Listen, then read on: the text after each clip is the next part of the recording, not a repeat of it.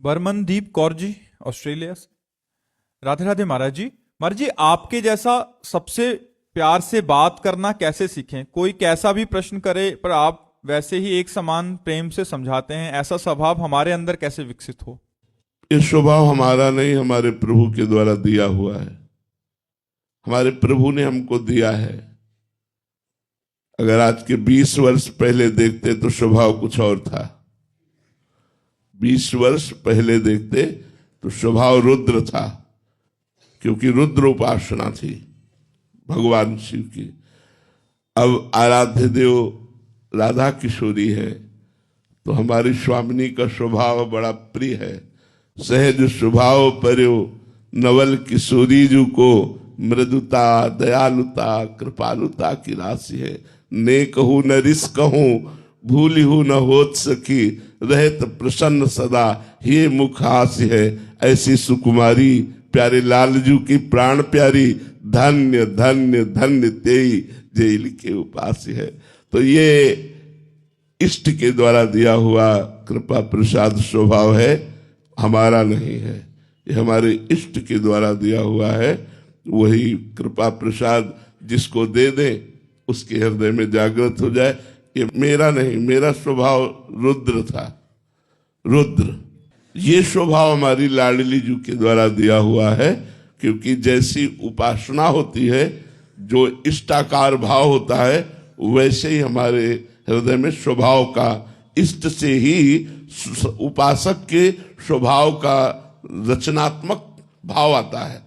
वो रचनात्मक है, हमारा नहीं। उन्होंने रचना की हमारे स्वभाव की। इष्ट का स्वभाव उतरता है, रचता है स्वभाव। जैसा इष्ट का वो भोली प्यारी मृदुता करुणा कृपा दया, कहीं भी गुस्सा न करना, ये हमारी श्री जी का स्वभाव है। और त्रिलोचन भगवान शंकर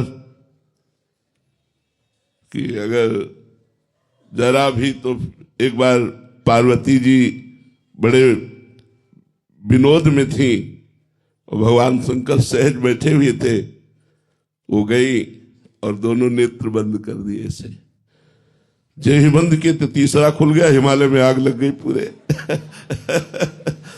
भगवान शंकर से कहा, प्रभु ये क्या हुआ? बोले तुमने विनोद किया, 2 बंद किए, तीसरा खुल गया, अब हम क्या करें?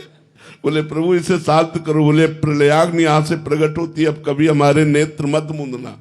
अगर ये 2 मूंद दिए तो तीसरा प्रकट हो जाएगा। वो पूरे सृष्टि का संहार, सृष्टि के संहार की सेवा भगवान शिव को है, रचना की सेवा ब्रह्मा को है, और पालन की सेवा भगवान विष्णु को है। तो हम जिस इष्ट का ध्यान करते हैं वैसे ही हमारा स्वभाव बनता है, इष्ट का स्वभाव उतरता है। तो इष्ट महारानी जो करुणा मूर्ति कृपा मूर्ति, तो इसी से उन्हीं के द्वारा दिया हुआ यह स्वभाव है। साधक को कैसे मिले महाराज जी ये स्वभाव? इष्ट से जब हम जिसका चिंतन करते हैं, जैसे एक भृंगी नाम का कीड़ा होता है, वो दूसरे कीड़े को लाकर अपने घरौंदे में बंद करता है मिट्टी के, और आवाज अपनी सुनाता है।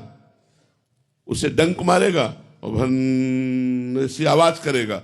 वो डरवश उसकी आवाज को सुनता है और सुनकर उसका चिंतन करने लगता है, तो बिना शरीर छोड़े वो भृंगी कीड़ा बन जाता है। ऐसे ही जब हम अपने इष्ट का चिंतन करते हैं तो बिना शरीर छोड़े ही इष्टाकार वृत्ति प्रकट हो जाती है। जब कोई तन्मयता को प्राप्त होता है तो अपने लोग भी कहने लगते हैं, ये मनुष्य नहीं, ये तो साक्षात भगवान है।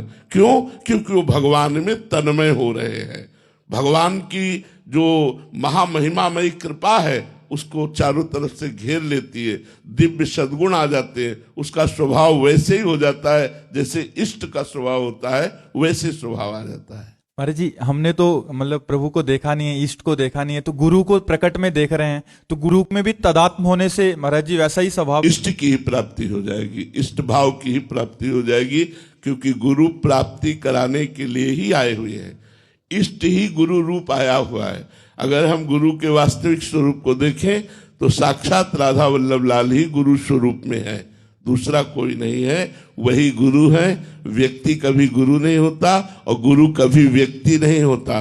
गुरु साक्षात परब्रह्म तस्मै श्री गुरुवे नमः, वही भगवान गुरु रूप धारण करके हमारा मंगल करके हमारी भाषा में हमारे को समझाते हैं और इस असत माया में संसार से हटाकर अपने दिव्य चिदानंद रस का पान कराते हैं।